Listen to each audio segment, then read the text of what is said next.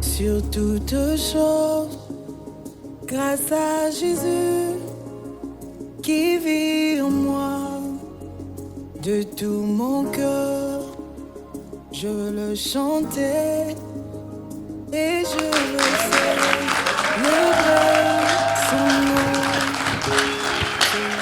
L'homme ne vivra pas seulement du pain, mais de toute parole qui sort de la bouche de Dieu. Mesdames et messieurs, nous vous apportons encore la parole dans vos maisons, la parole dans vos vies. Depuis un certain temps, j'ai l'habitude de dire, personne, lorsque le Christ reviendra, personne ne dira qu'on ne m'a jamais prêché, que je n'ai jamais entendu parler de la parole de Dieu.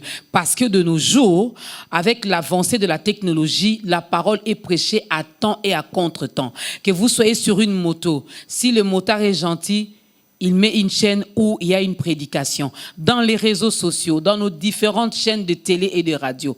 Donc, Ta grandeur également, aujourd'hui dans ces nouveaux numéros, nous vous apportons la bonne nouvelle, la parole de Dieu. Cette parole qui nous nourrit, cette parole qui nous aide à croître, à grandir spirituellement, cette parole qui est esprit et vie.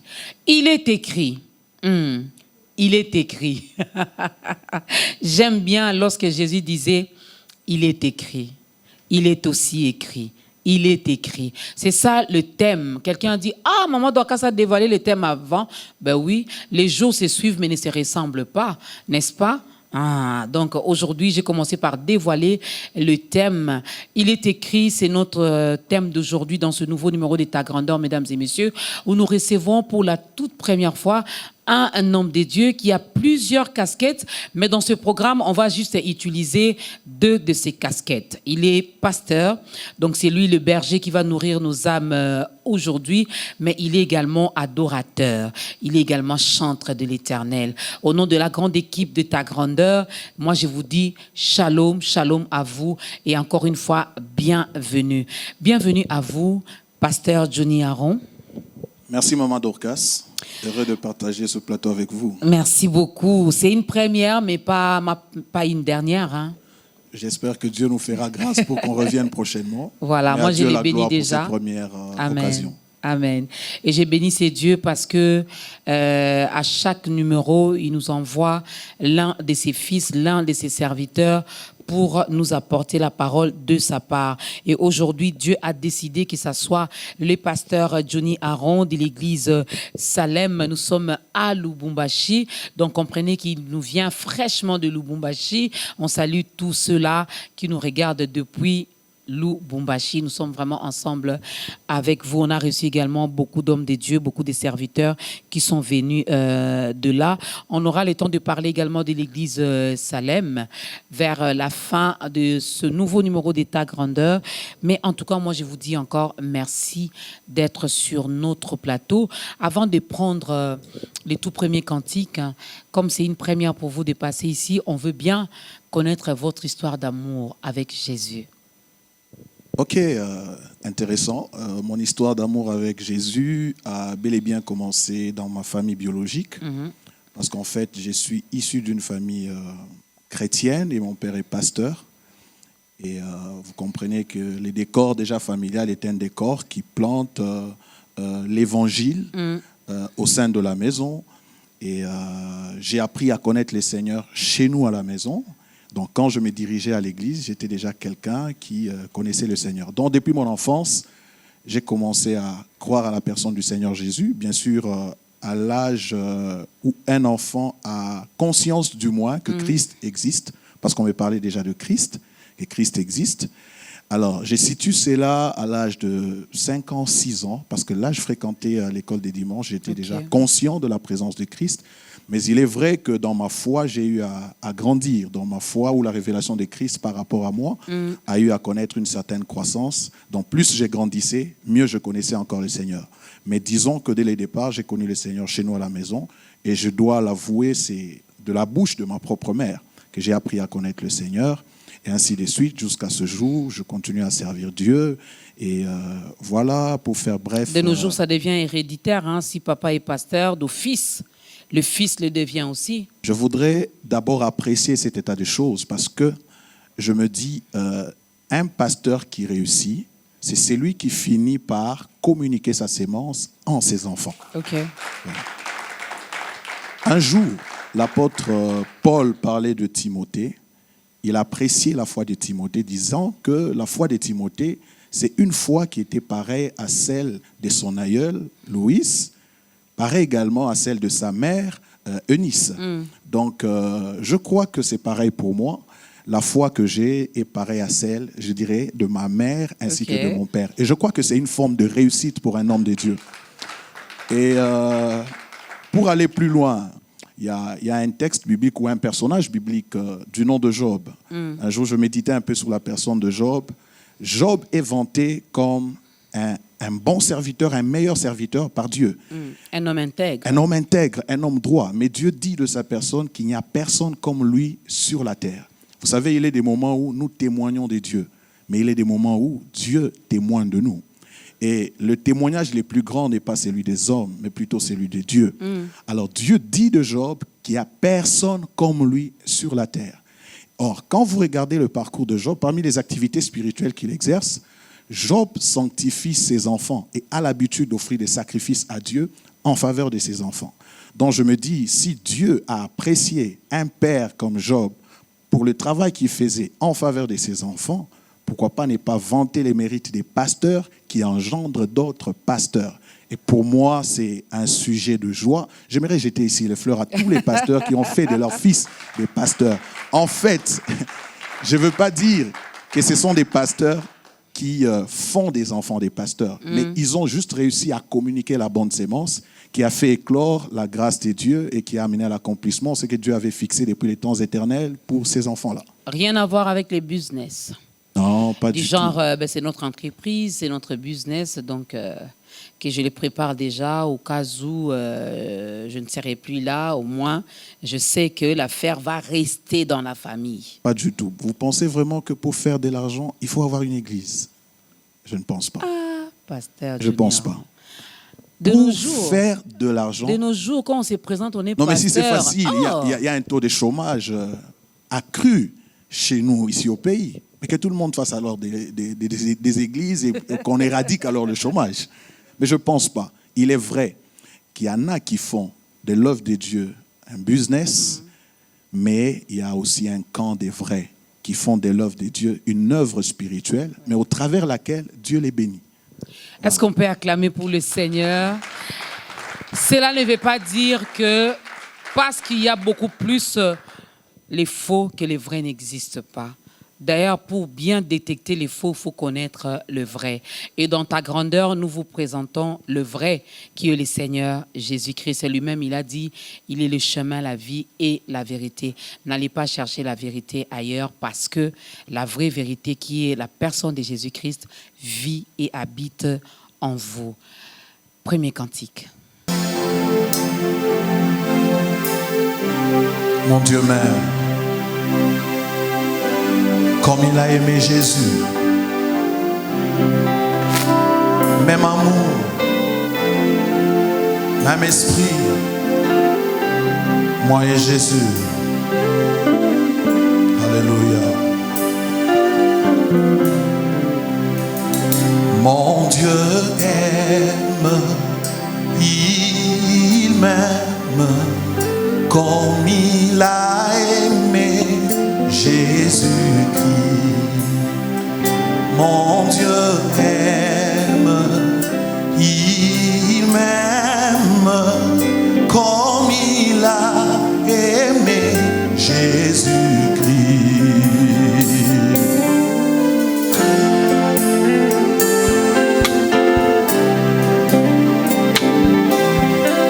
Même amour, mon Dieu m'aime. Il m'aime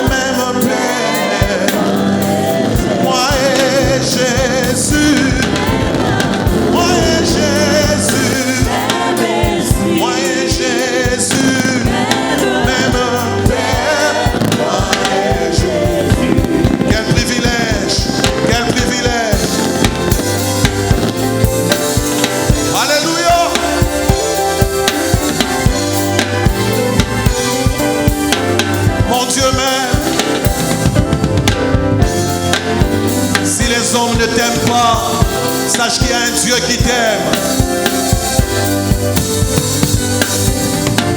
Moi et Jésus. Moi et Jésus. Moi et Jésus. Moi et Jésus. Oh, quel privilège. Même royaume. Même famille.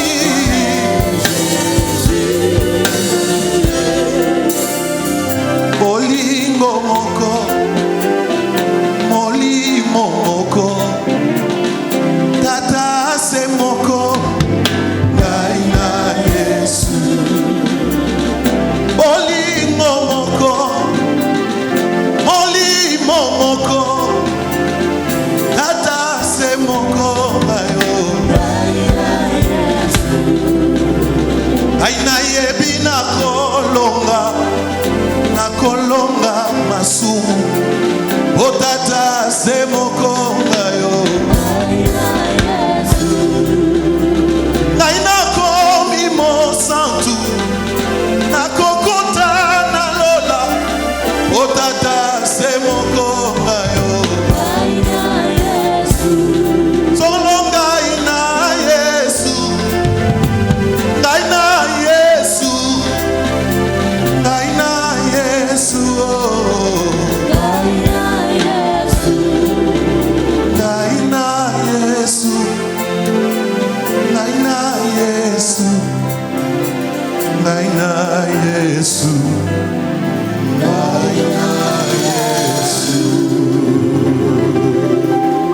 Alléluia.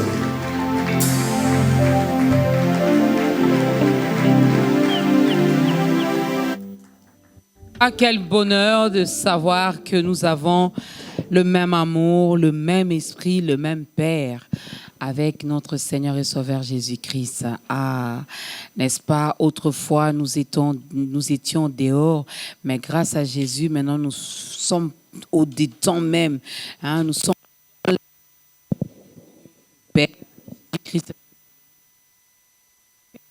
Héritiers et nous sommes les héritiers de Dieu. Donc, un chrétien, tu ne dois pas être là en train de pleurnicher à tout moment. Si vraiment tu comprends qui tu es, si vraiment tu sais qui est ton Père, tu verras qu'il y aura certaines choses que tu ne vas plus t'inquiéter pour ça.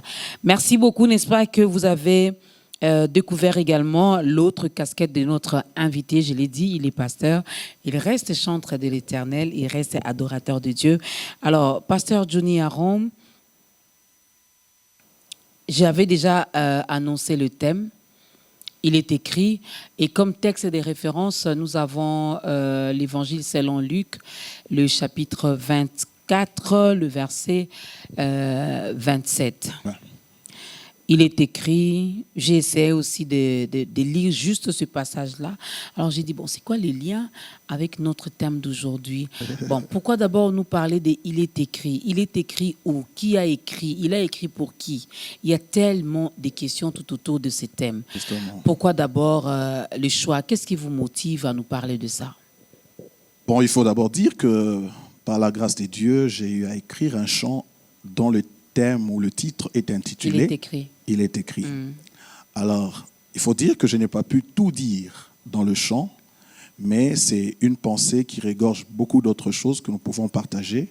Et j'ose croire que même le petit temps que nous avons aujourd'hui ne permettra pas de tout dire. Mais du moins, nous allons partager l'essentiel de ce qui me tient à cœur, que nous pouvons partager pour notre édification.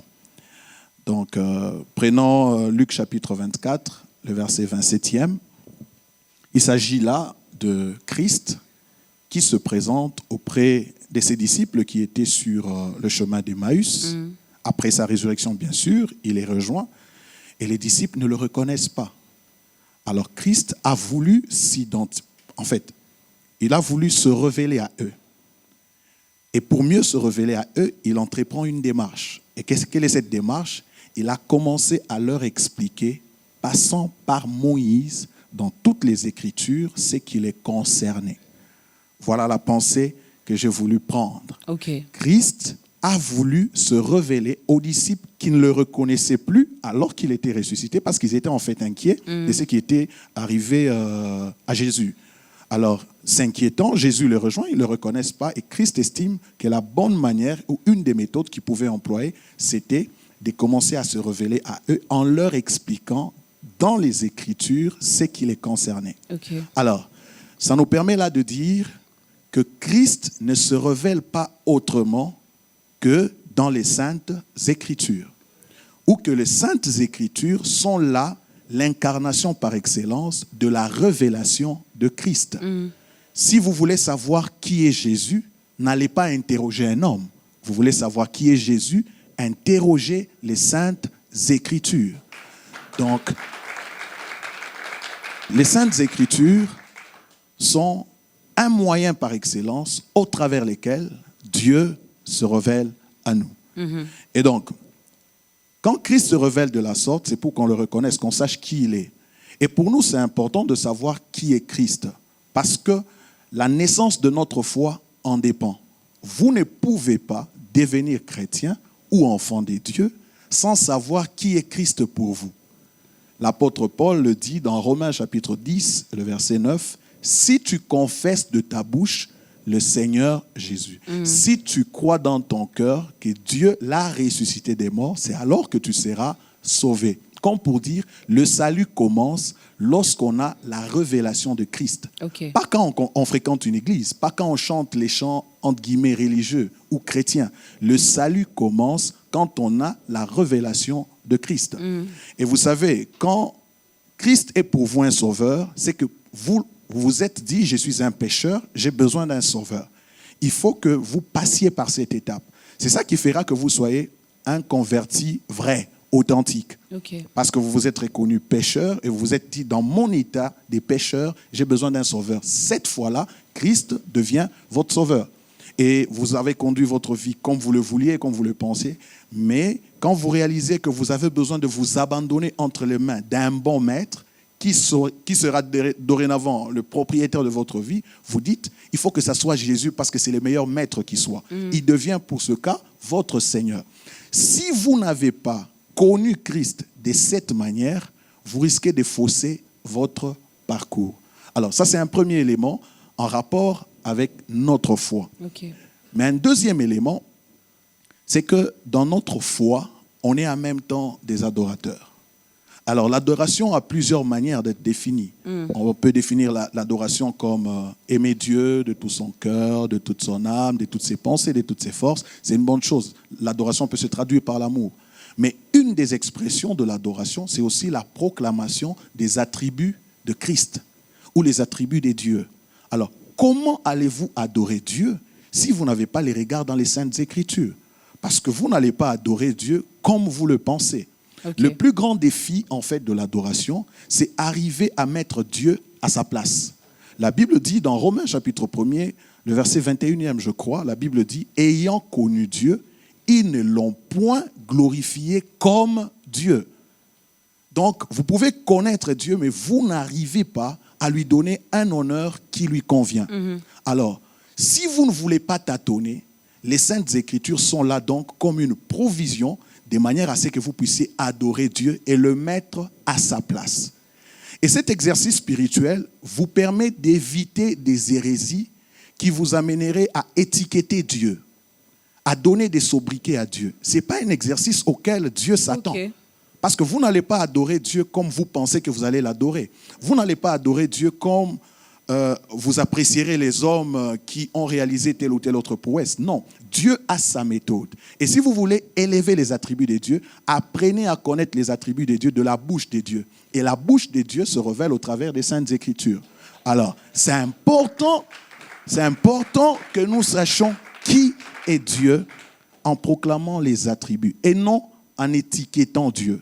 Okay. Mais également, plus tard, on peut par exemple voir que les Juifs chrétiens, ou carrément les chrétiens de Bérée, qui, quand ils recevaient la parole, ils allaient examiner la parole qu'ils recevaient en la confrontant aux Saintes Écritures pour voir si ce qu'on leur disait est exact. Et de ce point de vue, les Saintes Écritures deviennent aussi notre jauge l'unité des mesures, notre tamis, pour dire est-ce que ce que nous consommons est vrai, est exact, est-ce qu'il est de Dieu ou pas. Et les Saintes Écritures en sont un moyen très efficace. Donc on ne peut pas être prédicateur sans les Saintes Écritures, on ne peut pas être chantre des dieux sans Bible, on ne peut pas être serviteur des dieux, on ne lit jamais la Bible. Si on veut plaire à Dieu, les regards doivent être plongés dans les Saintes Écritures. Je reviens un peu, vous aviez dit, il ne faut pas qu'on aille voir quelqu'un, si on veut connaître Dieu, qu'on aille voir quelqu'un. En insistant sur les Saintes Écritures, je reviens un peu pour poser cette question qui concerne les nouveau-nés, les bébés spirituels, ceux qui viennent à peine de naître spirituellement, qui ne connaissent pas encore les ABC des Saintes Écritures. Et ils font quoi? Parce que déjà, lorsque nous évangélisons, c'est nous, évangélistes, qui parlons de Jésus aux autres. Justement. Nous les présentons avec la petite connaissance que nous avons. Les Saintes Écritures, bien sûr. Les Saintes Écritures, bien sûr. Justement. Et eux, à leur tour, n'est-ce pas que directement, ils vont recourir également aux Saintes Écritures où il y a une procédure, comment je peux dire, un schéma à suivre pour arriver également à un certain niveau. Pourquoi je pose cette question? Il y en a qui lisent la Bible et ils vont vous dire, j'ai déjà lu de la Genèse à l'Apocalypse, mais sans révélation. Ok. C'est une question complexe. Je vais essayer de tenter d'y répondre de ma manière. Premièrement, l'adoration, ce n'est pas un problème de la rétention des versets. Il ne s'agit pas de ça. Okay. C'est plutôt de restituer à Dieu la révélation qu'il vous a accordée de sa personne. Donc, si vous êtes un nouveau-né, restituez à Dieu la dimension de la révélation au travers laquelle il se révélait à vous. Okay. Vous n'avez pas besoin de multiplier les mots. Dieu n'est pas dans les mots. Jésus, enseignant sous la prière, il dit quand vous priez... Des fois, on veut épater également les voisins. Mais Dieu n'est pas dans ça. Malheureusement, aujourd'hui, nous avons une motivation, pas de toucher les cœurs des dieux, mais d'impressionner le voisin. Loin de là.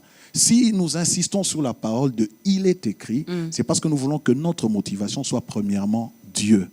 Alors je disais, un nouveau-né doit plutôt restituer à Dieu la révélation qu'il a consommée des dieux. Permettez que j'utilise cette image. Il doit ne vomir que ce qu'il a mangé des dieux. Okay. Alors, quand tu auras fait avec fidélité la restitution de ce que tu as reçu des dieux, tu auras été un bon adorateur. Parce qu'en fait, en tant que dispensateur, il nous est demandé d'être fidèles. Et cette fidélité, elle est liée au degré de la révélation que nous avons des dieux. Voilà, ça c'est le premier volet de ma réponse. Mais le deuxième volet, le plus important, c'est pas de retenir des Genèses à l'Apocalypse. Le plus important, c'est la manière dont Dieu s'est révélé à toi au travers l'homme qui t'a évangélisé. Parce que tu ne deviens pas chrétien en suivant un homme des dieux. Non, tu deviens chrétien quand tu fais la rencontre personnelle avec Christ. Okay.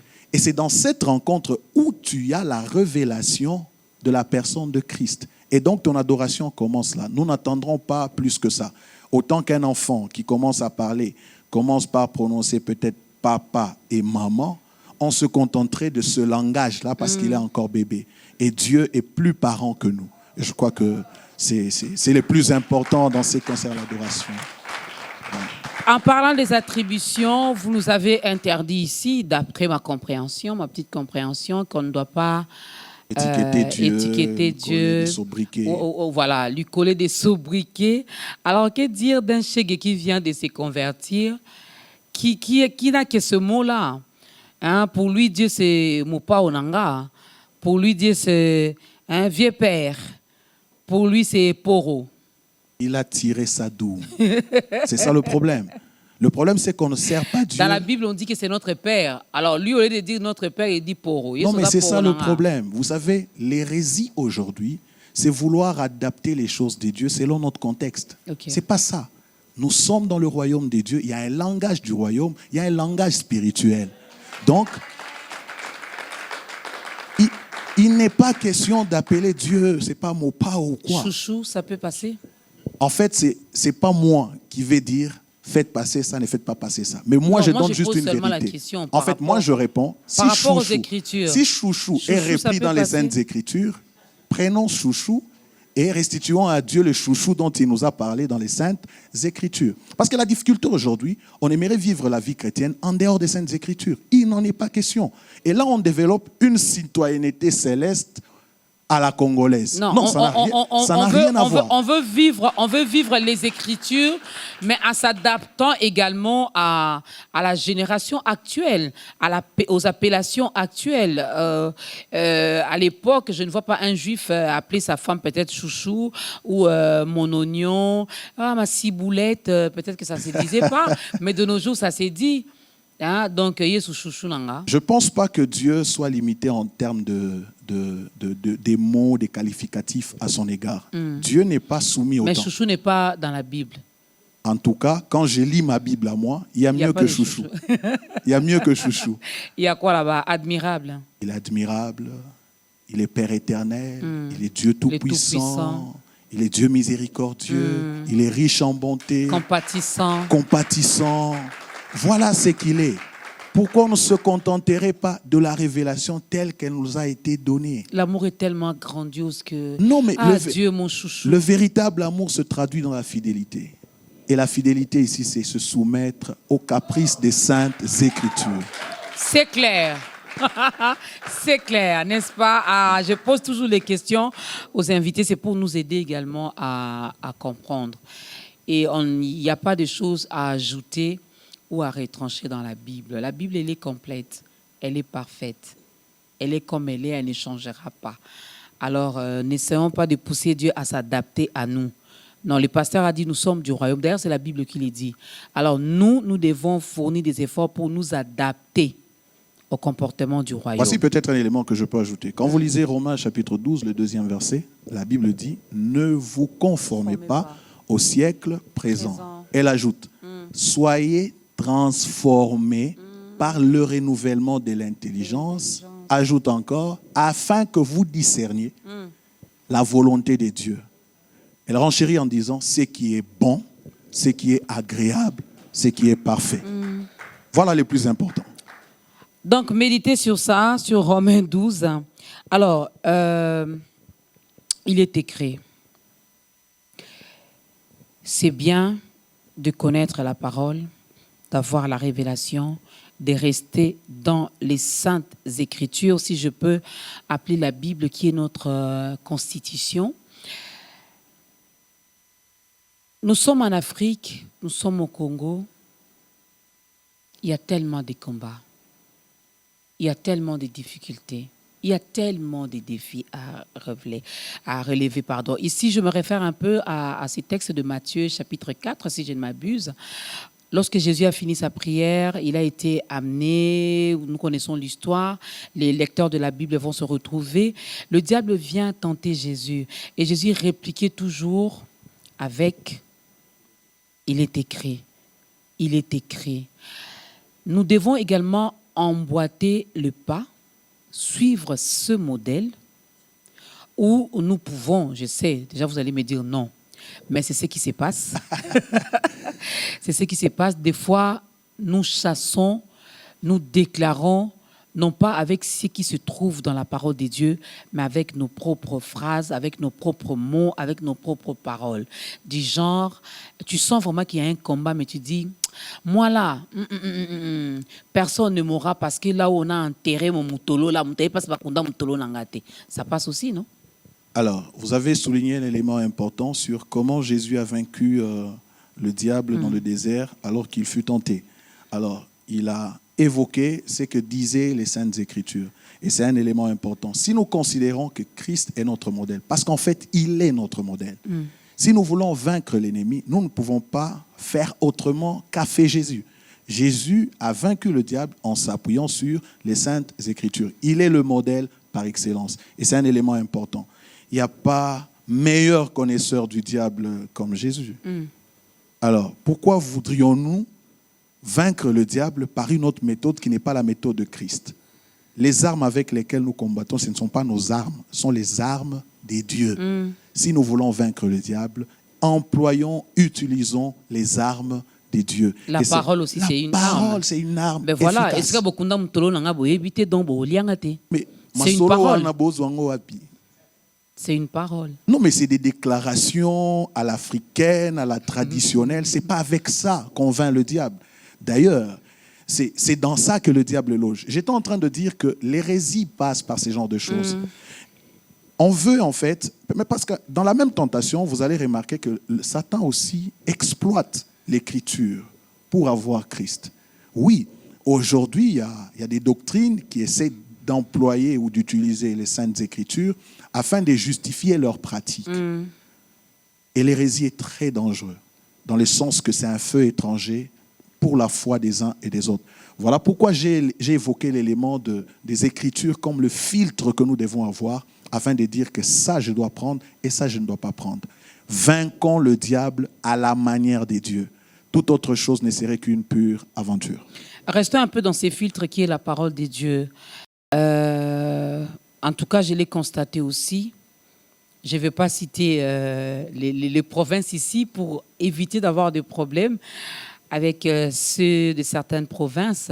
Mais on a vu également, toujours dans les Écritures, les hommes des dieux que vous êtes, utiliser la parole des dieux pour empêcher la femme de ne pas prêcher, utiliser la parole des dieux pour justifier votre polygamie, utiliser les Saintes Écritures pour justifier vos divorces, utiliser les Saintes Écritures pour consommer de l'alcool. Nous sommes dans les Saintes Écritures, mais nous pratiquons toutes ces choses-là. Et comme on justifie, on appuie, on brandit même les versets bibliques. Voilà pourquoi il est très important d'être bien enseigné. Une des caractéristiques de l'Église primitive, c'était une Église qui était forte en prière, dans la communion fraternelle, dans la fraction des pains, mais aussi dans l'enseignement. Okay. C'est l'enseignement qui vous donne des racines solides afin que vous sachiez discerner ce qui est des dieux et ce qui ne l'est pas. Mais également, je ne vais pas entrer dans des points doctrinaux. C'est un terrain glissant. Mais j'aimerais simplement dire, un jour, l'apôtre Paul, s'adressant aux Galates, il leur dit, qui vous a ensorcelé, qui vous a fasciné? Vous aviez commencé dans l'esprit, mais maintenant vous terminez dans la chair. En fait, qu'est-ce qui s'est passé à cette époque-là?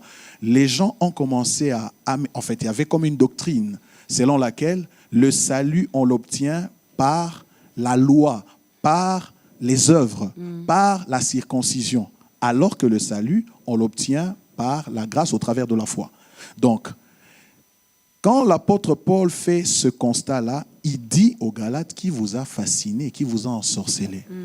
Je prie seulement que ceux qui ensorcellent le peuple de Dieu de cette manière, qu'au travers de cette émission, que leurs œuvres soient détruites, qu'ils rentrent à la bonne doctrine, la doctrine de Christ. Nous sommes fondés sur les enseignements des apôtres, Christ étant la pierre angulaire. Si c'est que vous enseignez, c'est ce que les apôtres ont enseigné, c'est bon.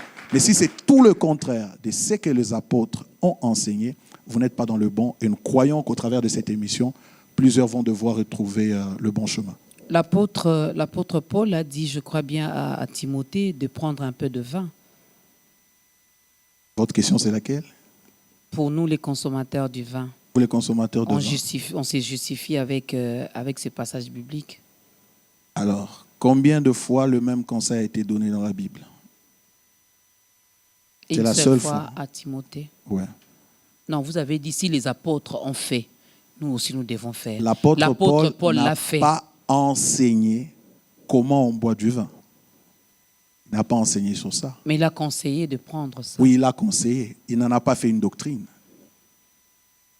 C'est là toute la différence. Donc on peut aussi prendre un peu seulement. Vous savez, pour confirmer une doctrine, vous ne devez pas vous baser sur un seul verset. Ouais. Vous devez en prendre sur plusieurs chapitres, livres, pour confirmer votre thèse. Voilà pourquoi il n'est pas permis à tout le monde d'enseigner. Il faut doser un peu et attendre une bonne maturité pour enseigner certaines choses. N'allez pas dire, Maman Dorcas a dit, nous devons consommer. Non, moi je pose les questions seulement à votre place.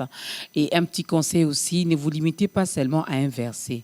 Si vous n'arrivez pas à comprendre, commencez au tout début du chapitre. Justement. C'était dans quelles circonstances, c'était à quelle occasion qu'il a dit, qu'il a fait. Et vous allez jusqu'au bout, vous allez comprendre. N'est-ce pas? Pareil, c'est juste un conseil en passant. même ceux qui sont dans la polygamie, où Salomon avait combien de femmes. Lisez également la fin de Salomon. Vous allez comprendre comment sera également votre fin par la grâce de Dieu. Alors, il est écrit, utilisons ça également pour la prière. Absolument, absolument, parce que la meilleure manière Des pour heures nous... dans la prière, je rappelle seulement à Dieu, tu as écrit. Il est écrit. Dans ta parole, tu as dit. En ce qui concerne la prière, je disais que le plus important, c'est pas les mots, mais c'est l'esprit qui accompagne vos mots. Ce n'est pas ce que vous dites, votre phraseologie qui compte pour Dieu, mais c'est la pensée qui vous anime quand vous parlez à Dieu. Okay. Vous pouvez simplement dire « il est écrit, il est écrit, il est écrit ». Dieu entend mieux que ce que vous dites. Parce que la prière, le plus important dans la prière, ce n'est pas les mots. Ça n'a jamais été les mots. Ça n'a jamais impressionné Dieu. Non, Dieu n'est pas dans les mots. Dieu est dans la pensée qui nous accompagne quand nous nous mettons à prier. Voilà pourquoi Jésus dit, quand quelqu'un veut prier ou si vous voulez prier, entrez dans votre chambre, fermez votre porte. Parce que c'est très important que vous ayez une pensée tournée vers la prière. Quand vous dites « Père », à quoi pensez-vous? Quand vous dites « Donne-moi du pain », à quoi pensez-vous? Et Dieu est la meilleure personne qui sache écouter la prière. La Bible dit « Ô toi qui écoutes les prières, tous les hommes viendront vers toi ».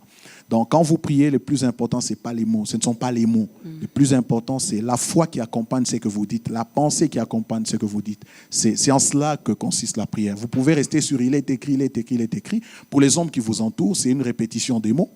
Mais pour Dieu, c'est comme si vous disiez « donne-moi mon héritage, je voudrais ceci, je veux être guéri », tout ça. Donc, en ce qui concerne la prière, le plus important, c'est quelle est la pensée qui vous anime quand vous priez. Mais également, vous savez, en matière de la prière, Jésus en a fait tout un enseignement. Comment est-ce qu'il faut prier? Donc, on ne commence pas à prier comme on veut. La prière aussi s'enseigne. Jésus a enseigné comment prier. Donc, il faut apprendre à prier. Donc, les Saintes Écritures sont une réponse sur ce que doit être la prière et comment devrions-nous prier. Dans Il est écrit, je reste toujours dans la prière. Je reste toujours dans la prière. Ouais.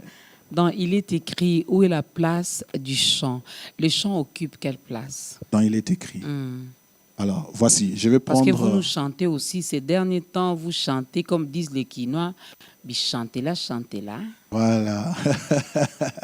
Nous prions qu'au travers de cette émission, que beaucoup de choses soient recadrées et que nous puissions plaire à Dieu. Alors, je veux prendre en illustration deux livres qui prennent 2 chapitres. Et le premier livre, c'est le livre d'Exode, chapitre 15. Nous voyons là un premier cantique dit le cantique de Moïse. Ce premier cantique a été chanté par Moïse et par Israël après la traversée de la mer Rouge, après la délivrance donc. Nous allons dans Apocalypse chapitre 5, nous retrouvons le cantique de l'agneau, chanté par les 4 êtres vivants et les 24 vieillards. Mais quand nous prenons Apocalypse chapitre 15, principalement le 3e verset, il y a la reprise du cantique de Moïse et la reprise du cantique de l'agneau au ciel, dans la vision que voit Jean. Ça se passe au ciel. Et quand vous faites une petite étude sur Exode chapitre 15, les cantiques de Moïse, la chose qui prédomine dans ce cantique, c'est les attributs des dieux ou la personne des dieux. Et quand vous allez dans Apocalypse chapitre 5, c'est l'œuvre de l'agneau et l'agneau lui-même. Et dans Apocalypse chapitre 15, on reprend et les cantiques de Moïse et les cantiques de l'agneau. Alors ça me permet de dire, vous ne pouvez pas faire un cantique sur terre comme l'a fait Moïse et Israël et voir votre cantique être repris au ciel si votre cantique n'a pas mis au centre ce qu'est Dieu. En tant que chantres, nous ne nous battons pas pour que les gens approuvent nos cantiques. C'est une erreur. C'est vrai, on est dans une période où il faut vendre les CD, il faut avoir autant de vues. C'est pas mal. Et lorsque vos chansons que vous avez composées sont chantées, ça vous fait également... Mais le premier cantique chanté sur la terre, composé par les hommes, a été repris au ciel parce qu'il était dans les normes. Et le plus important pour nous, ce n'est pas que nos cantiques soient chantés partout dans le monde, mais que nos cantiques soient approuvés par le ciel. Et la question que nous devrions nous poser, sommes-nous en mesure de chanter comme Moïse et voir le ciel reprendre le même refrain? C'est là le sens du cantique authentique. On le reste cantique d'abord des dieux. là. Vous avez composé combien de cantiques, Pasteur Johnny? Bon, plus d'un chant. C'est chanté déjà au ciel? C'est des chants qui viennent du ciel. Je ne fais que reproduire ce que j'ai entendu du ciel. Vous avez entendu, vous avez reproduit. Pourquoi je Est-ce le qu'il dis? y a eu un feedback? Voici Quand le vous feedback. avez reproduit ici, Ouais. et aussi là-bas, ils ont accepté ce que vous avez reproduit. Voici le feedback. Le jauge par excellence. On dit quoi, la jauge? Ou le filtre par excellence? Ce sont les Saintes Écritures. Quand vos chants reflètent les Saintes Écritures, quand vous chantez les vérités des Saintes Écritures, rassurez-vous que votre chant est approuvé par le ciel. Vous n'avez pas à aller au ciel, pas du tout. Parce que la provision de vos chants ou la provision de nos chants est à notre disposition. Ça se trouve dans les Saintes Écritures. Tout cantique conforme à la vérité biblique, à la doctrine chrétienne, est un cantique qui peut être repris au ciel. Parce que c'est un cantique conforme aux Saintes Écritures. Tout ce que nous avons chanté nos vies. Donc on n'a vraiment rien fait, quoi. Chantez On votre a chanté vie. nos souffrances, on a chanté nos difficultés, on a chanté tout ce que nous avons vécu ici de mauvais. Donc on a même payé les studios pour ça. Oh, Donc on n'a rien c'est fait. vrai. Alors nous nous battons pas pour l'essentiel. Le premier cantique composé sur terre, repris au ciel, avait un profil. Et si vos cantiques n'ont pas ce profil, c'est peut-être fait pour les hommes. Et là, vous n'êtes pas serviteur des dieux, vous êtes serviteur des hommes. Et si vous voulez un cantique qui fera de vous aussi serviteur des dieux, il faut qu'il soit au modèle ou au profil du cantique de Moïse qui a été repris au ciel. Voilà les plus importants. Voilà pourquoi nous disons que l'issue de sortie, la clé et la solution à tout ça, c'est revenir aux Saintes Écritures. Nous verrons nos cantiques être approuvés par le ciel. Nous verrons nos cantiques être approuvés au ciel, n'est-ce pas, avec le passage d'Apocalypse que l'homme de Dieu a donné. Et ces cantiques-là est répété tout le temps au ciel. Il ne se lasse pas, il ne se fatigue pas. Nous, ici, des fois, on est pressé de composer. Mais quand je regarde le 24 vieillards, quand je regarde les 4 êtres vivants, ils répètent la même chose nuit et jour. Arrêtons de nous chanter et de chanter nos vies.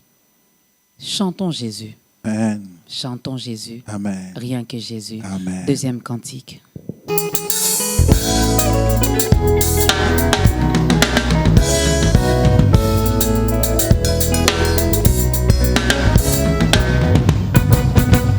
Il est écrit qu'il est Alpha, il est écrit qu'il est Oméga, Jésus. Oh, il est écrit qu'il est fidèle, il est écrit qu'il est Amen. Oh, il est écrit qu'il est Emmanuel, Dieu avec nous. Oh mon Jésus, Jésus, Jésus. Oh, il est écrit qu'il reviendra, Maranatha. Oh mon Jésus, Jésus, Jésus. Il est écrit qu'il est le chemin, la vérité et la vie, Jésus, Jésus, Jésus.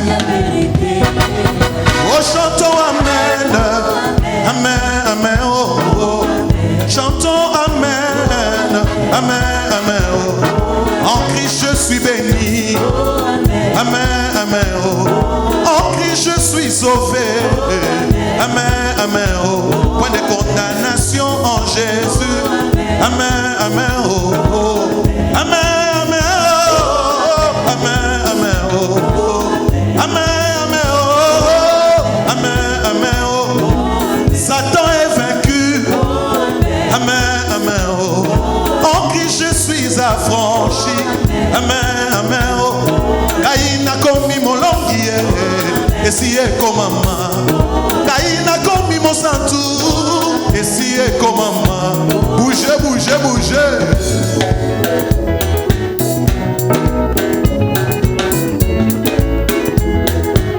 Aïe.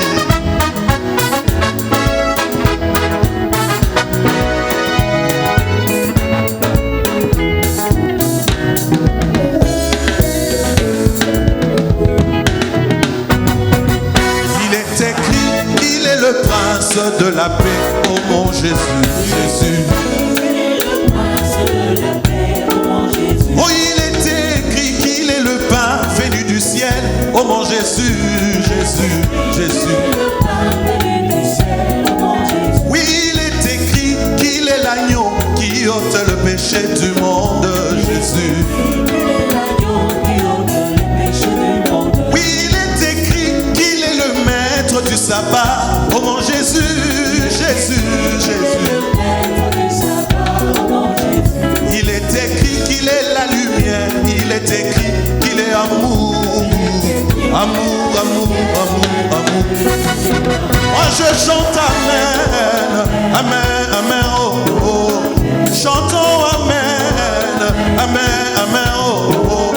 Amen, Amen, oh, oh. Amen, Amen, oh. Abikisaka bokono nyonso, esi ekomama. Akokisaka bilaka nzambo yo esi ekomama. Natimi akobatela ngai nzambo esi ekomama.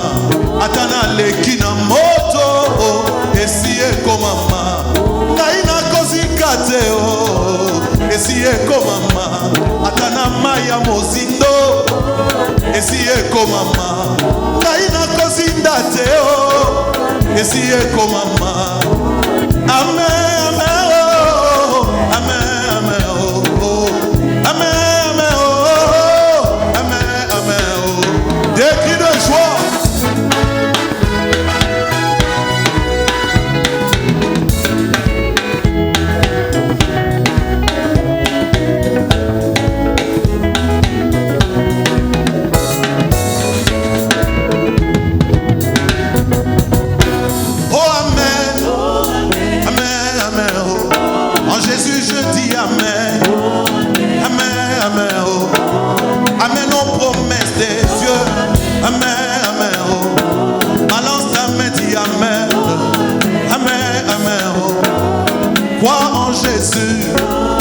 Amen, amen, oh. Des cris de joie, des cris de joie.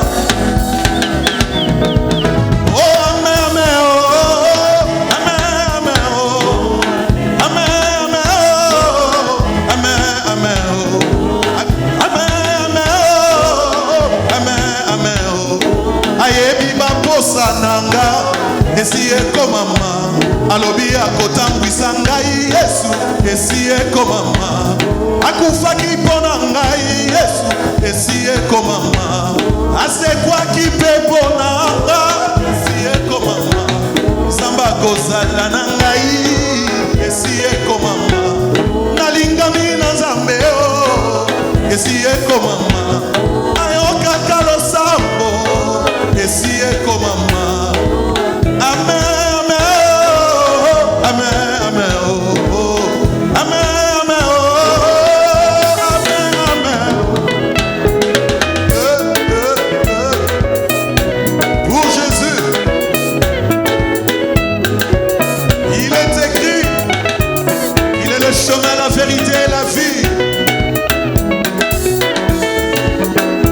Aussi écrit que si quelqu'un est en Christ, il est devenu une nouvelle créature. Suis-les, nous les sommes, réjouissons-nous.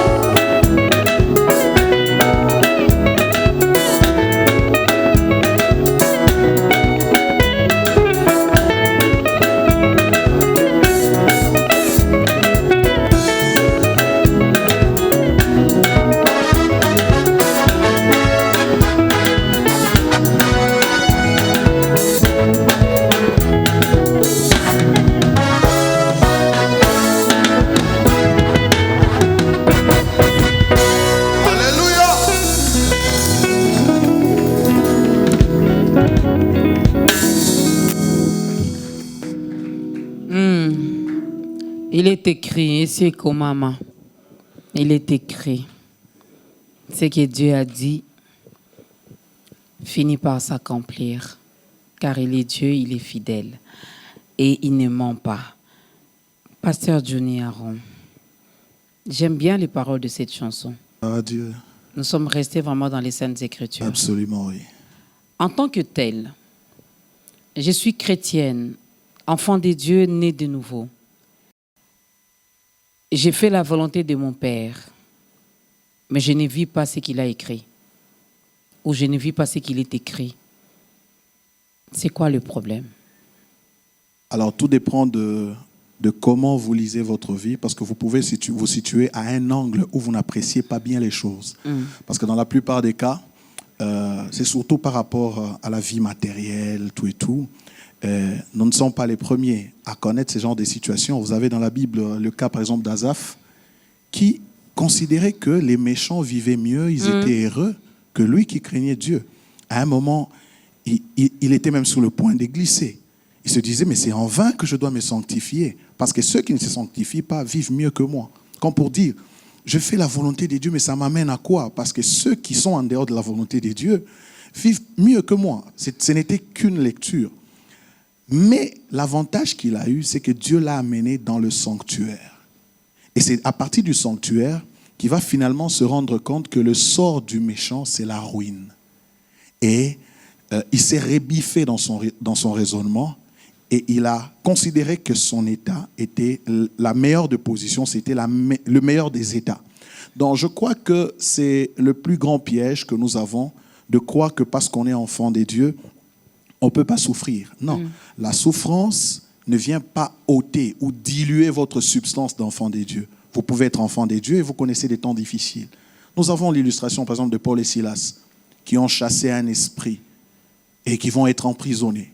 Ils pouvaient s'apitoyer sur leur sort et dire, comment nous qui sommes serviteurs des dieux, dans le champ des dieux, on fait l'œuvre des dieux et puis on nous emprisonne. Et puis Dieu permet qu'on nous emprisonne. S'il était tout puissant, il aurait dû empêcher ces choses. Ils ont été en prison. Et là, en prison, la Bible dit qu'ils priaient et chantaient les louanges. Et le plus important dans ce récit, ce n'est pas l'exercice d'abord de chanter et de prier. Quand il y a eu l'ébranlement de la prison, les fondements de la prison se sont ébranlés, les chaînes sont tombées. Le geôlier qui gardait les prisonniers, parmi lesquels Paul et Silas, il s'est dit dans ces conditions, donc la fuite est certaine pour les prisonniers. Il voulait se donner la mort. Paul va lui dire, ne te donne pas la mort, nous sommes tous ici.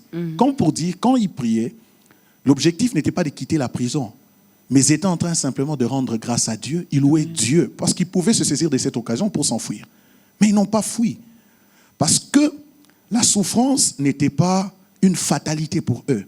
Ils pouvaient, dans la souffrance, bénir le Seigneur. Moi, je crois que un enfant de Dieu qui traverse des temps difficiles, il ne doit pas se sentir mal aimé par Dieu, mais plutôt, il doit laisser faire la volonté de Dieu dans sa vie. Il y a des moments où on peut connaître des temps difficiles. Oui. Et ces temps difficiles, le bonheur que nous avons, c'est que c'est un temps difficile géré par Dieu. Il en a les limites. Donc, il n'y a pas à s'en faire, qu'on apprenne à glorifier Dieu quand on est dans le bonheur, qu'on apprenne aussi à glorifier Dieu quand on est dans le malheur, quand on est dans l'abondance, tout comme quand on est dans la disette. Ainsi est faite la vie chrétienne. Oui. Aussi des hauts et des bas. Et chacun les vit de sa manière. Dieu nous soumet à cette réalité dans sa souveraineté. Pourquoi il le ferait pour autant chez toi à de telles proportions et pas chez moi? Il sait pourquoi. Mais chacun, d'une manière ou d'une autre, même les millionnaires chrétiens, il arrive qu'ils traversent des temps difficiles. Parce que les temps difficiles sont inhérents à notre vie sur terre. Vous voulez une vie constamment heureuse? Le ciel nous attend pour cela. Allons au ciel. Alors, je vais poser presque la même question, mais pour une autre catégorie de personnes, une autre catégorie d'enfants de Dieu. Donc, on a compris pour nous qui sommes en Christ, c'est normal également qu'il y ait de hauts et de bas pendant notre séjour ici sur la terre. Donc, c'est normal. Heureusement que c'est Dieu qui gère les temps et les circonstances. Avant que vous me posiez la question, je me souviens d'une écriture, Jésus a dit, Pierre lui pose la question, mais nous avons tout abandonné, qu'est-ce que nous aurons en retour? Je crois dans Marc 10, 30, je crois, si je ne m'abuse. Alors Jésus dit, vous aurez les terres, vous aurez les frères, les maisons, ainsi de suite, au centuple. Dans le siècle-ci, il ajoute, et avec persécution. Il y a cet élément qui est ajouté. Non, nous, c'est la partie-là qu'on n'aime pas. Ah, ok. Mais pourtant, elle fait partie de notre promesse. Nous aurons ces choses c'est la partie persécution, avec persécution. Et dans le siècle à venir, la vie éternelle. Donc, c'est des choses inhérentes, des choses inhérentes à notre foi dont on ne doit pas s'en faire. Voilà. Mais le plus important, c'est que même si nous souffrons, Dieu est au contrôle. Il est au contrôle de tout. Alors, maintenant, pour l'autre catégorie. enfant de Dieu, né de nouveau, j'ai pris, je connais les promesses de Dieu sur ma vie. Comme vous venez de chanter, il est écrit, je serai la tête et non la queue. Il est écrit, je serai le premier, non le dernier. Il est écrit que j'aurai ceci, j'aurai cela. Il est écrit, il est écrit. Alors, comme il est écrit et que la Bible me dit que Dieu est derrière sa parole pour l'accomplir, moi, Dorcas Kapinga, virgule, je peux donc m'asseoir, croiser les bras, et puis j'attends seulement l'accomplissement de ce qui a été écrit et dit. N'est-ce pas, pasteur? Alors, au sujet de promesses de Dieu, il y a des promesses d'un engagement unilatéral par celui qui l'a fait. C'est-à-dire, il est des choses que Dieu accomplit dans notre vie ou accomplira dans notre vie qui ne dépendent pas de nous. C'est-à-dire, c'est Dieu qui a pris l'engagement et il s'assume. Vous avez par exemple les cas à Babylone. Dieu a dit, voilà, Israël sera en déportation sous l'empire babylonien pendant 70 jours et 70 années. OK. Il n'y a pas de prière à faire pour ça. Vous devez attendre le timing de Dieu et finalement Dieu va décanter la situation. Il ne peut pas les changer. Ça l'engage lui. Vous avez... On prie beaucoup, on jeûne beaucoup et puis il dit... Bon, alors, un jour, vous jeûnerez pour qu'il n'y ait pas enlèvement. Non. Il y a des engagements qui sont unilatéraux. On n'a aucune influence à apporter dans cet engagement-là. Donc, il est des promesses d'un engagement unilatéral. Mais il est des promesses d'un engagement bilatéral. Et dans l'engagement bilatéral, rassurez-vous que Dieu est fidèle et jouera sa partition. Mais pour que cette promesse se réalise, il faut que tu comprennes quelle est ta part dans cette promesse, quelle est ta responsabilité. Pour que cette promesse se réalise, il faut que tu joues ta partition. Parce que ce qui est une garantie pour chacun, quand Dieu fait la promesse, il réalise. Oui. Mais quand il attend que tu joues aussi ta partition, il y a des choses qui ne vont pas s'accomplir si tu n'apprends pas à jouer ta partition. C'est comme ça que vous avez, par exemple, des gens qui n'ont Moïse, qui n'est pas entré en Canaan. Pas parce que Dieu ne voulait pas qu'il entre en Canaan, mais parce qu'il n'a pas joué sa partition. Okay. Alors, il y a des promesses comme ça qui attendent que tu joues ta partition, que tu fasses ta part, que tu sois dans la sanctification, que tu serves Dieu, afin que ces choses se réalisent. Donc, que chacun comprenne dans les promesses qu'il a, est-ce des promesses du genre unilatéral où seul Dieu jouera la partition et nous devons croiser les bras, ou c'est des types de promesses où nous avons notre part de responsabilité. Alors si c'est des promesses où nous avons notre part de responsabilité, assumons-nous, jouons notre partition de manière à vivre pleinement l'accomplissement des promesses de Dieu. Parce qu'il y a des moments où nous disons « Motoazan et laka, akufa kate ». Mais au kopé kufa, bilaka etikali. C'est pas que Dieu n'a pas été fidèle, non. Tu n'as pas compris ta part de responsabilité dans cette promesse.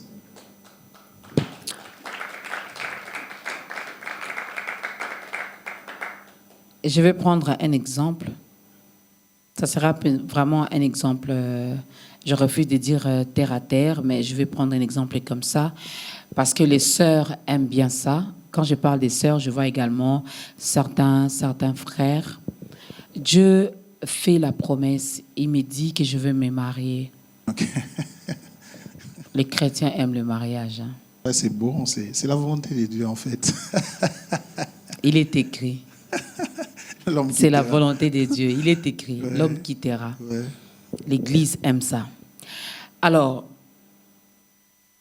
Dieu a parlé. Il a joué sa partition. Il a déclaré ou lâché cette parole.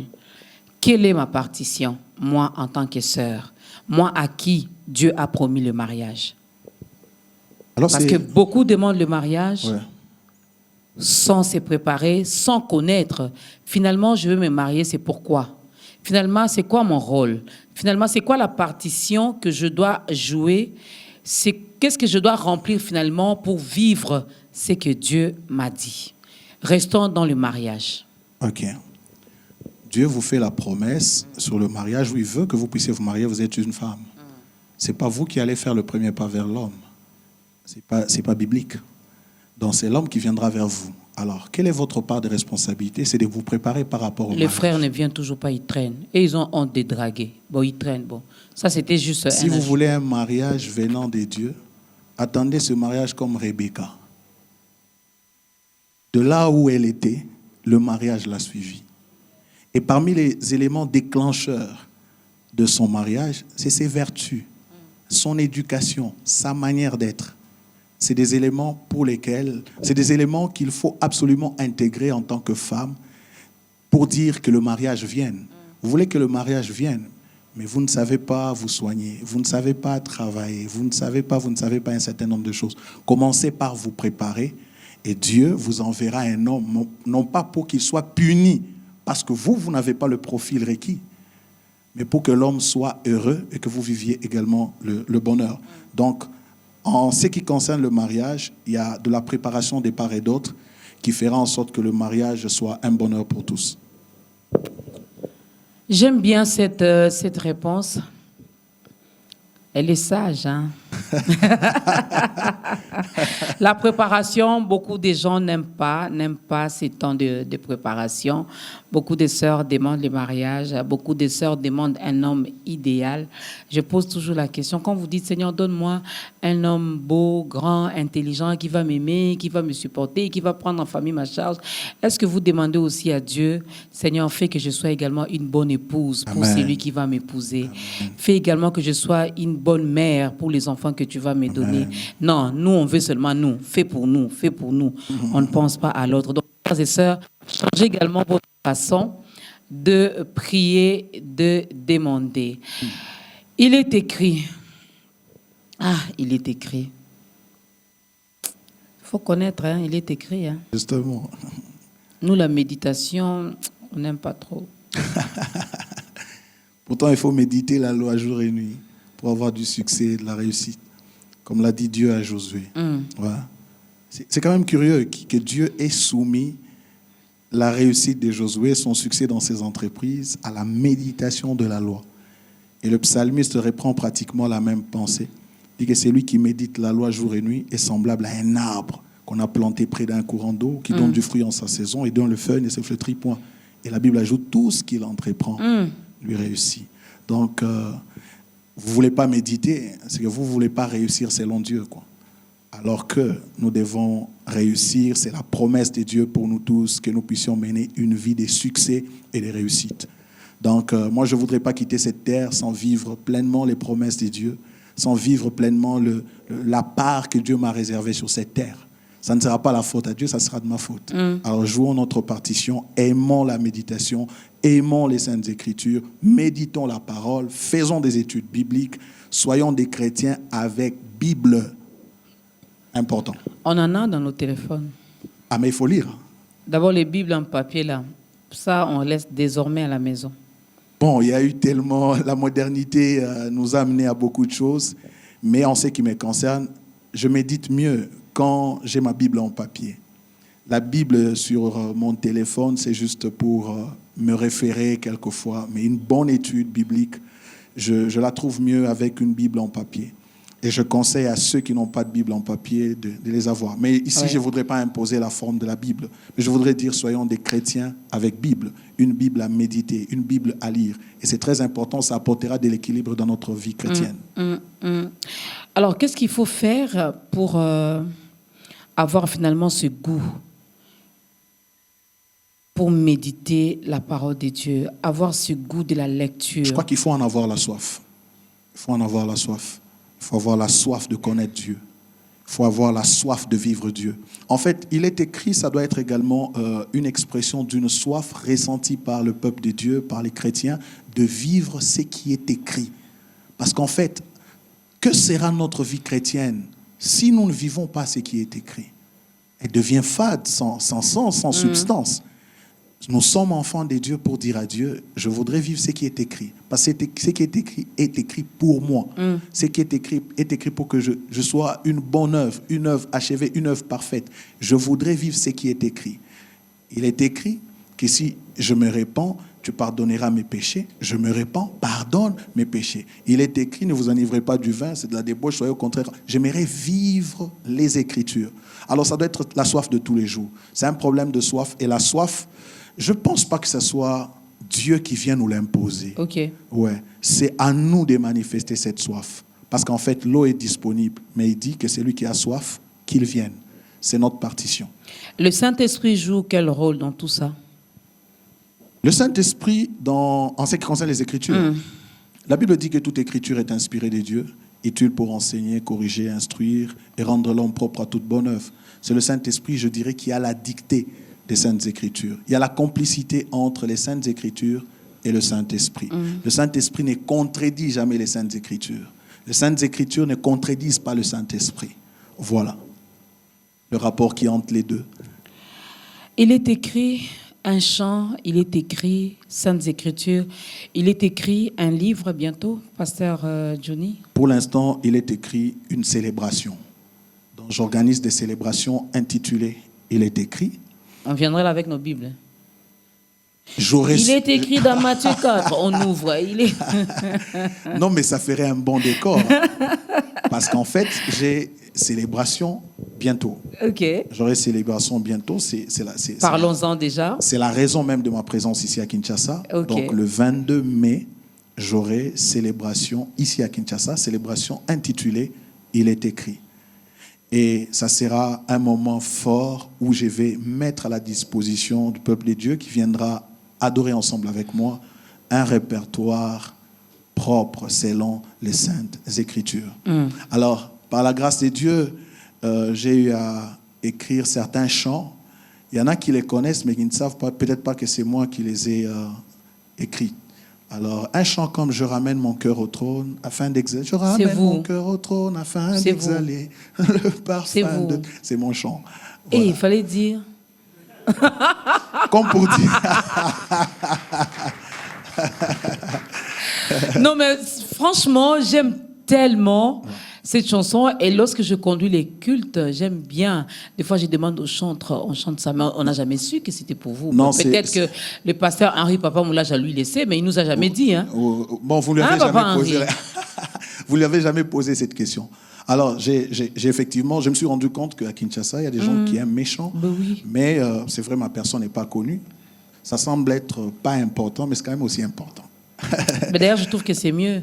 Vu qu'on doit rester dans les Écritures, l'essentiel est que nous, on aime et que les cantiques aient repris au ciel. Et gloire à Dieu, il n'y a pas de souci. Mais en fait, c'est quand même important que je souligne. C'est en fait pour dire à ceux qui nous suivent que le 22 mai à Showbuzz, nous allons chanter ces genres de chants. Wow.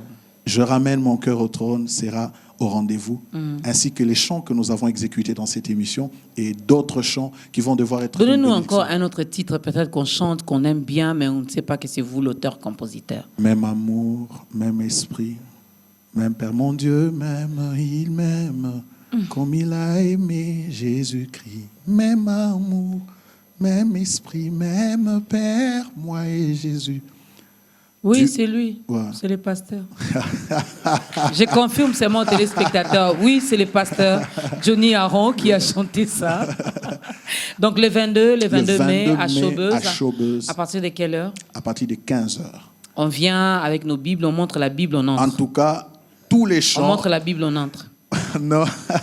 On montre la Bible. Non, venez avec votre contribution de $10 et ça sera une très bonne chose. Est-ce qu'il est écrit dans la Bible lors des célébrations? Venez. Lors des célébrations. Vous êtes l'homme il est écrit. Ouais. Est-ce qu'il est écrit là-bas que à Showbuzz qu'on vienne avec? C'est une contribution. Est-ce qu'avoir une contribution, venir soutenir l'homme de Dieu, c'est un problème? Ça, c'est écrit. Hein? Non, en fait, nous organisons cet événement parce que nous la tenons à Showbuzz. Pour ceux-là qui font bien. C'est pas gratuit. Hein? Pour ceux qui font bien les calculs, vous allez vous rendre compte que c'est pas à $10 qu'on peut organiser cette activité. Moi, je sais. Showbuzz, je connais. Ouais. Donc, pour nous, les chrétiens, on commence à 5 000. Hein. Si M. Déo est gentil, il peut... Donc, on le fait vraiment pour les amoureux de Christ, pour ceux qui estiment que, voilà, on peut ensemble se retrouver là dans un cadre bien et adorer de la plus belle de manière. Donc ils sont invités, ils sont conviés à venir en famille afin de pouvoir adorer Dieu et ça sera waouh. Ça sera waouh. Donc j'ai plus de célébrations, il est écrit depuis un temps. J'ai publié ce chant, ça fera bientôt 1 année. Et si Dieu me met à cœur de rédiger un livre, je le ferai. Non, il vous a déjà mis à cœur, on attend seulement son go. J'ai un livre. On attend son temps. J'ai un livre en chantier, mais qui n'a pas pour thème, il est écrit. Il est écrit, ça viendra. Gloire à Dieu. Mesdames et messieurs, retenez ce jour, cette date. Retenez que maman Dorcas a dit ça. J'ai dit Amen. J'ai dit Amen. Il est écrit, ça viendra. N'est-ce pas, papa Henri Moulaja? Ça viendra. Amen. Alors, on va donner l'occasion à toutes ces personnes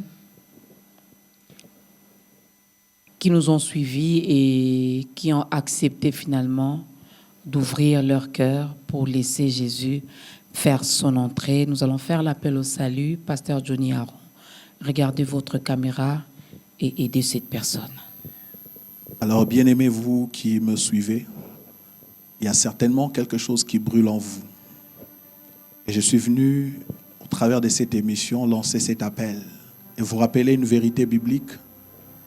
Dans un texte connu, Jean 3, verset 16, la Bible dit « Car Dieu a tant aimé le monde ». Nous vivons dans une humanité, un monde où nous ne recevons pas l'amour des hommes. Et de fois, les hommes ne nous aiment que quand nous les plaisons. Mais la Bible dit que Dieu prouve son amour envers nous, en sorte que lorsque nous étions pécheurs, Christ est mort pour nous. Et j'ai donc une bonne nouvelle à t'annoncer. Tu es aimé par Dieu, tu es aimé des dieux. Et parce qu'il a tant aimé, il a donné en sacrifice la personne de Jésus, afin que celui-ci meure à ta place et que toi, tu vives. Et si tu m'entends, donne simplement ta vie au Seigneur. Jésus est ton sauveur. Il est venu afin de te tirer du péché et inscrire ton nom dans le livre de vie. Si tu crois en sa personne, tu recevras le pardon de tes péchés. Si tu crois en sa personne, tu recevras la vie éternelle. Et je te prie de proclamer ces paroles avec moi. Dis, Seigneur Jésus, je crois en ton amour manifesté à la croix. C'est pour moi que tu es mort. Et par ta mort, je reçois la vie. Je crois en toi. Et je déclare que dorénavant, je ne conduirai plus ma vie seul. C'est toi qui en seras le maître. Et pour ce jour, et dorénavant, tu deviens mon Seigneur et mon Sauveur. Fais-moi connaître davantage ta personne. Au nom de Jésus. Amen.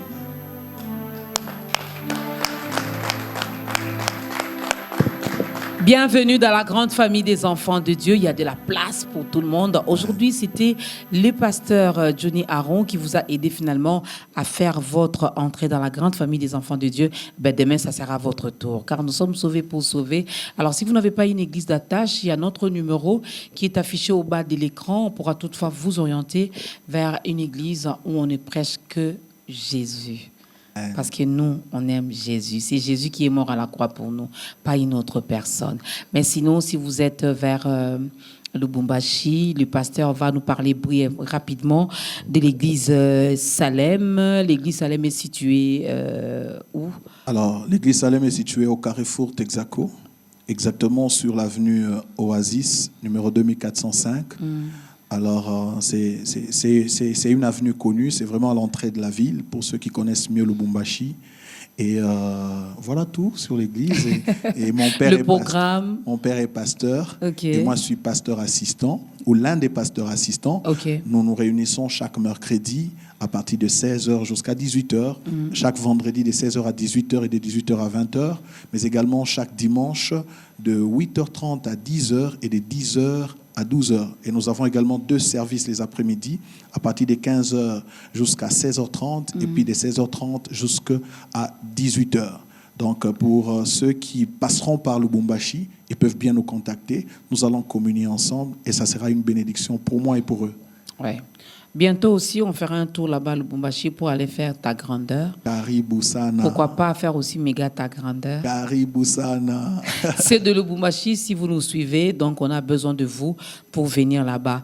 Hein? Nous sommes honorés lorsque nous voyons les hommes de Dieu venir de partout, mais nous voulons aussi venir vers vous pour parler de Dieu dans vos différentes villes, mais aussi, pourquoi pas, présenter également la beauté de votre ville. Nous sommes fatigués de voir toujours les mauvaises images de la République démocratique du Congo. Ouais. Hein, non, on doit être des bons marketeurs, vendre une bonne image de ce beau pays que Dieu nous a donné. Nous allons rendre des comptes, hein. Il est écrit.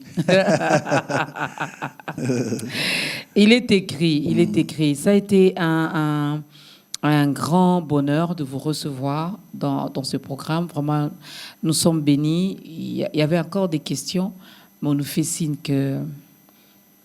j'ai fait tout pour ne pas déborder, mais je déborde toujours.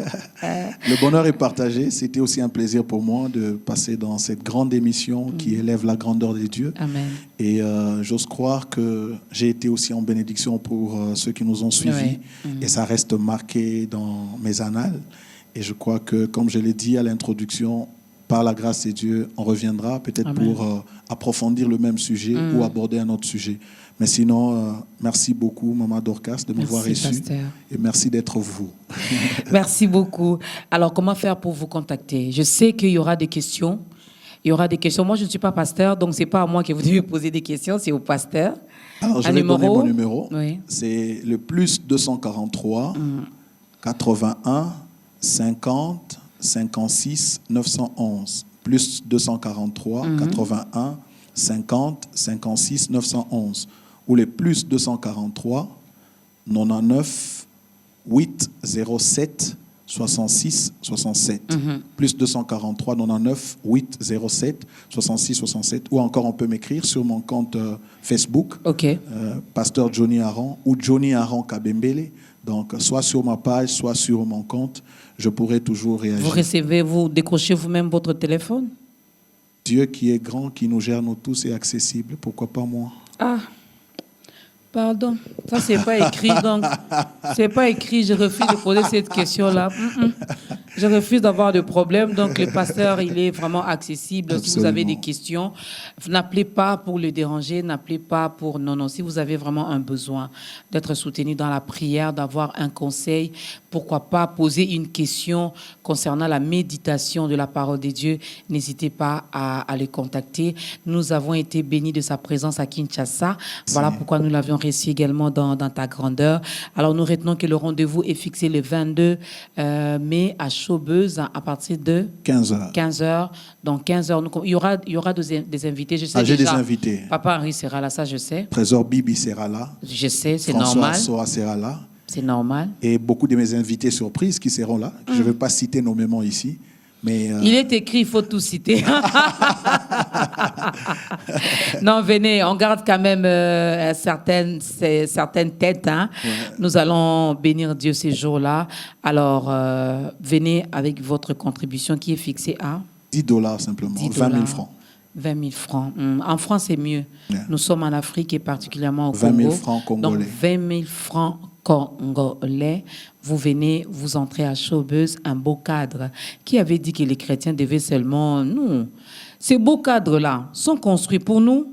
C'est pour nous, enfants de Dieu, qu'ils ont fait ça. Donc, venons, célébrons Dieu ensemble dans un bon environnement, dans un bon cadre, et le ciel sera grandement ouvert. Merci beaucoup, homme de Dieu. Merci, Maman Dorcas. Merci également à... Merci également, vous les avez reconnus, non? Voilà, il travaille avec papa, le pasteur Henri Papa Moulaja, et là pour danser. Pasteur, vous les avez déjà vus danser? Non, mais ils sont terribles. Hein. Terrible, ouais. Surtout les sœurs. Wow. Hein, les frères, de fois, ils friment un peu. Donc, merci au pasteur Henri Papa. Hein. Même le pasteur a commencé à danser. Mais oui. J'ai regardé dans Tembesili. Ouais. J'ai dit non, ça c'est pas Papa Henri. Hein? Donc, elles ont contaminé même les pasteurs. Mais il est fort pour la gloire de Dieu. Amen. Alors, un grand merci à vous d'avoir accompagné également le pasteur Johnny Aaron, les Louchois. Nous vous saluons, nous vous aimons beaucoup. Merci à la grande équipe de Ta Grandeur. C'en est fini. Les bonnes choses durent parce que les bonnes choses viennent de Dieu. Vous allez voir que cette émission va continuer à bénir même les générations Amen. futures. Amen. Nous allons nous lever, l'homme de Dieu va nous bénir avec une courte prière et nous allons danser pour la gloire du Très-Haut. Père, nous voulons te dire merci. Tu es Alpha, tu es Oméga. Et tout au long de cette émission, tu as été présent parmi nous. Tu nous as donné les mots qu'il fallait pour la bénédiction de ton peuple, pour les besoins de ton peuple. Que tout celui qui nous a suivis, qui a entendu le son de notre voix, qu'il soit béni. Que tous ceux qui ont travaillé à la réussite de cette émission, qu'ils soient également bénis. Je pense à Maman Dorcas et du rôle qu'elle joue dans cette émission. Seigneur, que la récompense venant de toi soit grande et entière, affecte sa vie, et qu'elle demeure à jamais une référence dans sa génération et même dans sa profession. Père, je prie que toute la gloire puisse te revenir. Garde-nous fidèles à toi. Fais en sorte que, où que nous soyons, que chacun d'entre nous dégage l'odeur d'un chant béni par toi. Au nom de Jésus-Christ, nous avons ainsi prié. Amen.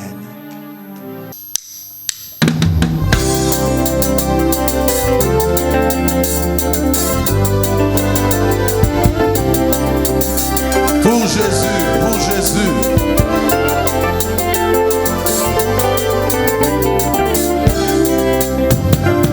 Takuimbia namuna gani we mie. Oe namuna gani we baba. Takuchezea namuna gani we Mungu wangu. Oe namuna gani we baba. Mabudu gani nitatoa kwako Mungu, unanipenda mie. Sifa ya aina gani nitakutolea mie, unanipenda wewe Bwana wa majeshi, ni wewe wangu mie. Bwana naimbia sifa ni yako, nachezea nani mwengine mie. Mungu nipaka we Bwana wa miujiza, acha nikuabudu. Des cris de joie, wapi mikelekele.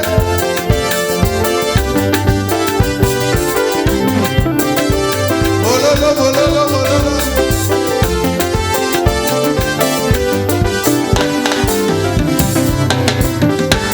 Nikikupa fedha ninayo haiwezi kulinganisha baraka ninayo ndani ya Yesu. Nikikumbuka mie kazi yako Golgotha, hakika unanipenda sana.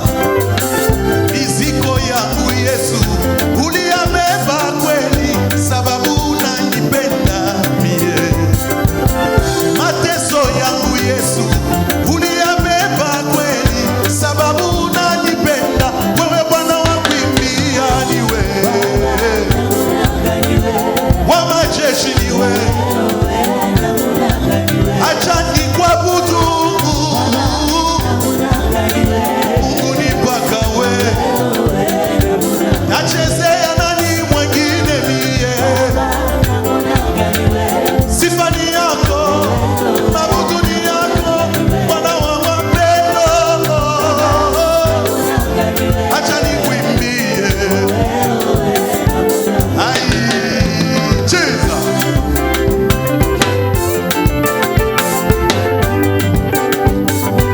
C'est pour Jésus qu'il faut danser.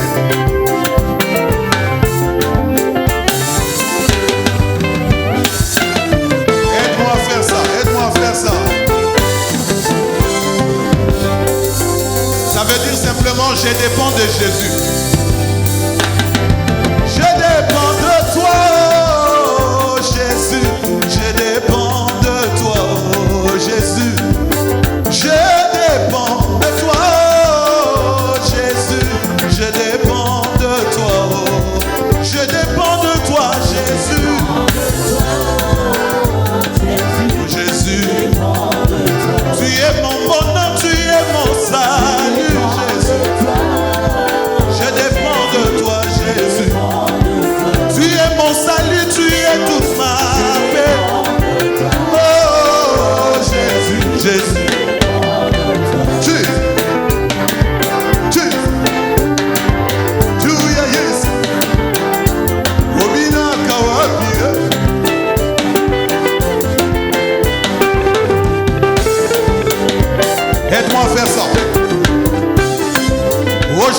Autrefois, j'aimais saigner moi-même, mais depuis un temps, je dépends de Jésus.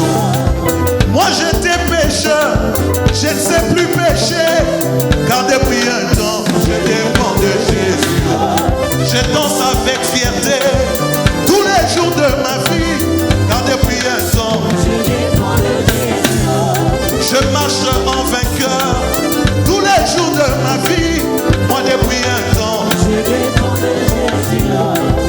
ils me font la guerre, ils me font combat, je dois l'avouer.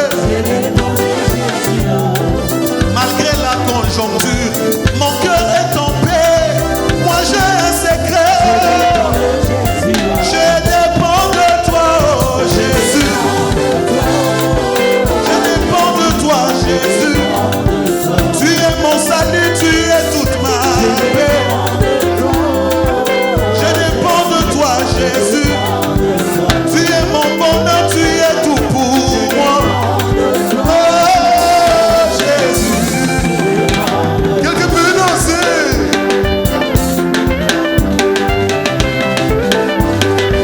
Pour Jésus. Poussez vers l'éternel des cris de joie.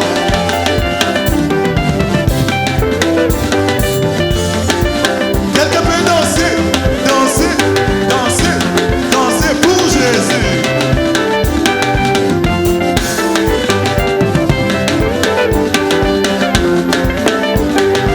Des cris de joie, des cris de joie, des cris de joie. Ah!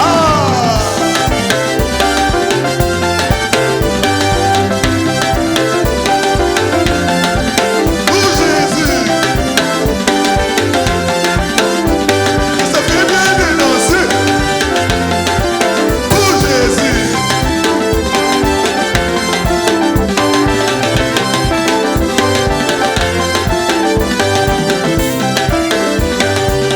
Je dépends de toi, oh Jésus. Je dépends de toi. Je dépends de toi. Je dépends de toi.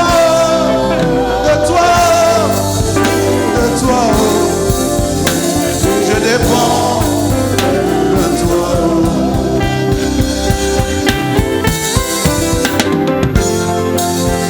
Je dépends de toi. De toi. De toi. Je dépends de toi. t'appartenir. J'ai la victoire sur toute chose grâce à Jésus qui vit en moi.